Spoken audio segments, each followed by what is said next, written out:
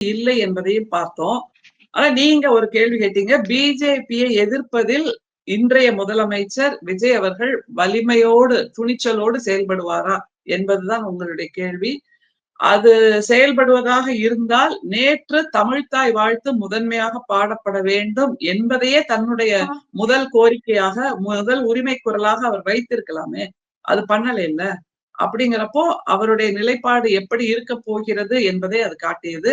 அதை தவிர பரப்புரையின் போதெல்லாம் அவர் அதிகமாக திராவிட முன்னேற்ற கழகத்தை தான் விமர்சனம் செய்தார். அதிமுகவை விமர்சனம் செய்யவில்லை. ஒன்றியத்தில் இருக்கக்கூடிய பிஜேபியையும் விமர்சனம் செய்யவில்லை. கொள்கை எதிரி என்று சொன்னாலும் கூட பிஜேபியை விமர்சனம் செய்யவே இல்லை கடைசி வரைக்கும்.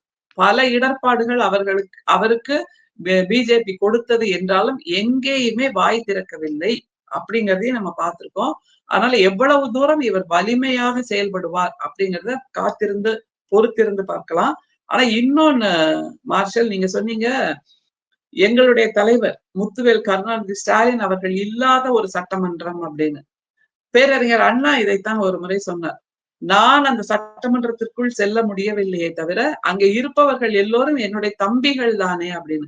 அதே மாதிரி இப்போது எங்களுடைய தலைவர் சட்டமன்றத்தில் இல்லையே தவிர அங்கே சென்றிருக்கக்கூடிய திராவிட முன்னேற்ற கழகத்தின் உறுப்பினர்கள் எல்லோருமே திராவிடத்தால் உருவாக்கப்பட்டவர்கள், எங்களுடைய தலைவரால் உருவாக்கப்பட்டவர்கள். அவருடைய குரலைத்தான் சட்டமன்றத்தில் அவர்கள் எதிரொலிப்பார்கள் என்பதனால் அவர் உள்ளே இல்லை என்பது வேறு விஷயம். அவர் இப்போது கிங் மேக்கராக வெளியே இருந்து மக்களோடு கலந்திருந்து மக்கள் மன்றத்தின் மூலமாக சட்டமன்றத்தை நிச்சயமாக ஆட்டி படைப்பார். அதில் எங்களுக்கு மிகுந்த நம்பிக்கை இருக்கிறது.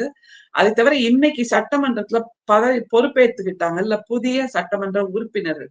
இத பத்தி நீங்க என்ன நினைக்கிறீங்க? நான் அதை எப்படி பாக்குறேன்னு தெரியுமா?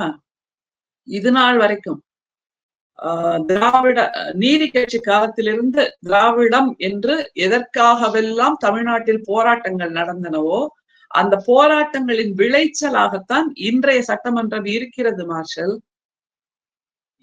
நசுக்கப்பட்டவர்களுக்கான வாழ்க்கை வெற்றி, நசுக்கப்பட்டவர்களுக்கான கல்வி உரிமை, நசுக்கப்பட்டவர்களுக்கான வேலை உரிமை, நசுக்கப்பட்டவர்களுக்கான சுயமரியாதை, நசுக்கப்பட்டவர்களுக்கான சமத்துவம், சம உரிமை, இதற்காகத்தானே இத்தனை ஆண்டு காலமாக திராவிடம் குரல் கொடுத்தது. யோசிச்சு பாருங்க, இன்னைக்கு பதவியேற்ற அத்தனை பேரும் மிக மிக எளியவர்கள், பலவிதமான எளிய பின்புலத்திலிருந்து வந்திருக்கிறார்கள், இளைஞர்கள் வந்திருக்கிறார்கள், அதைவிட மிக முக்கியமாக சிறுபான்மையினர் வந்திருக்கிறார்கள். வேற ஒரு மாநிலத்துல double engine Sarkar, triple engine Sarkar, BJP ஆட்சி இருக்கக்கூடிய மாநிலத்தில் சிறுபான்மையினர் இப்படியாக முதல்வராக பொறுப்பேற்றுவிட முடியுமா? அல்லது சட்டமன்ற உறுப்பினராக யாராவது சிறுபான்மையினர் காட்டுங்களேன். டபுள் என்ஜின் சர்க்கார்ல பிஜேபி ஆளுகின்ற மாநிலங்களில் எப்படி அவர்களை நசுக்கி வைத்திருக்கிறது பிஜேபி. ஆனால் திராவிட நிலம், தந்தை பெரியாரின் மண், திராவிட மண் என்பதனால்தான் அனைவருக்கும் சமத்துவம், அனைவருக்கும் சமநீதி என்பதை திராவிடம் இத்தனை ஆண்டு காலம் செயல்படுத்தி இருக்கிறது. அதை தவிர அதனுடைய விளைச்சலாகத்தான் இன்றைக்கு வந்து பதவியேற்ற அத்தனை பேரும் பலதரப்பட்ட தளங்களிலிருந்து வந்திருக்கிறார்கள். மிக மிக எளியவர்கள், வாய்ஸ் ஆஃப் தி வாய்ஸ்லெஸ் ஆக இருக்கக்கூடியவர்கள் இன்னைக்கு பொறுப்பேற்றிருக்காங்க.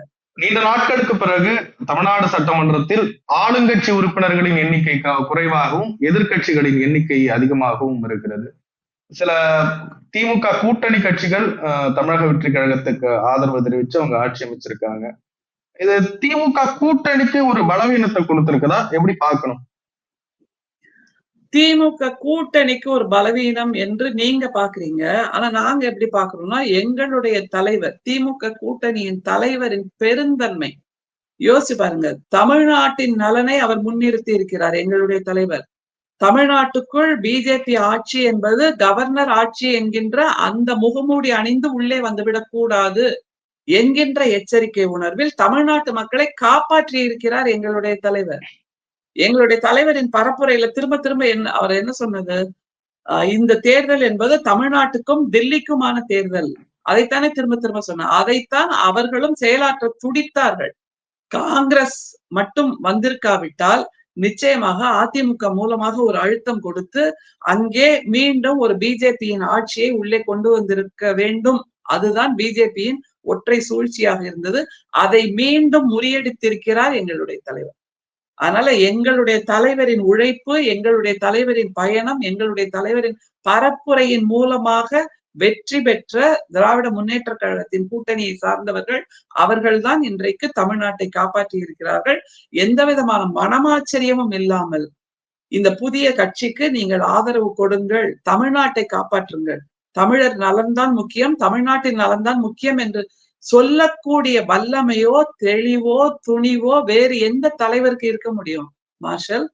அப்படின்னு பார்த்தா எங்களுடைய தலைவர் தான் அதிலும் பண்பட்டவராக, கண்ணியமானவராக, ஒரு முன்னிலை தலைவராக, முன்னோடி தலைவராக, ஒரு ஸ்டேட்ஸ்மேனாக நிற்கிறார். எத்தனை எத்தனை உரிமைகளுக்காக அவர் போராடி இருக்கிறார் அப்படிங்கறத நினைச்சு பாருங்க. அந்த போராட்டங்கள் தான் தமிழ்நாட்டின் அடையாளமாக இருக்க வேண்டும். அப்படிப்பட்ட நிலையை இந்த கூட்டணி கட்சியினர் தொடர்வார்கள் என்பது நிச்சயமாக நாங்கள் நம்புகிறோம். நிறைய விஷயங்களை பகிர்ந்து ரொம்ப நன்றி. நன்றி.